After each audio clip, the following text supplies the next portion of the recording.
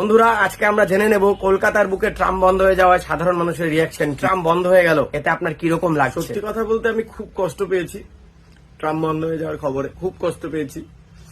এই কলকাতার বুকে 25 বছর ট্রাম 150 বছর, আচ্ছা 150 বছর, 150 বছর এই ট্রাম চলার ইতিহাস বন্ধ হতে চলছে। খুব কষ্ট পেয়েছি।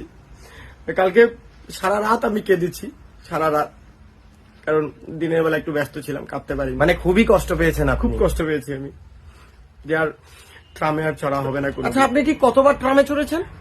না, আমি ট্রামে চড়িনি কোনোদিন, একবারও চড়েননি ট্রামে? এই জন্যই কষ্টটা। ট্রাম দেখেছেন আপনি সামনাসামনি কোনোদিন? আসলে কলকাতার এত কাছাকাছি থেকেও আমি মানে কোনোদিন মানে কলকাতাতে যেতে পারিনি, সেই জন্য ট্রামটা সামনাসামনি দেখতে পারিনি। আরে, তবে ভাবনা কলকাতা ছিল যে জানেনই আপনি কোনোদিন? কলকাতাতে যাবো, গিয়ে ট্রামটা দেখবো, ট্রামে চড়বো।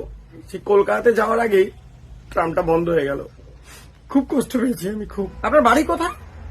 আমার বাড়ি কলকাতার খুব কাছাকাছি, মানে মাত্র 650 কিলোমিটার দূর, কোচবিহারে আমার বাড়ি। আরে, আমার দাদু চলে গিয়েছিল, আমি তাও এতটা কষ্ট পাইনি, এতটা কান্না করিনি, কারণ আমি দাদুর কোলে চড়েছিলাম, কিন্তু ট্রামে আর চড়তে পারলাম না। ও সো স্যাড, আপনার দাদু মারা গেছে? না না, দাদু আমাদের বাড়িতে এসেছিল, আবার দাদুর বাড়ি চলে গিয়েছিল, সেই চলে যাওয়া। আরে, ট্রামে আর চড়তে পারলাম না। কি লোক রে!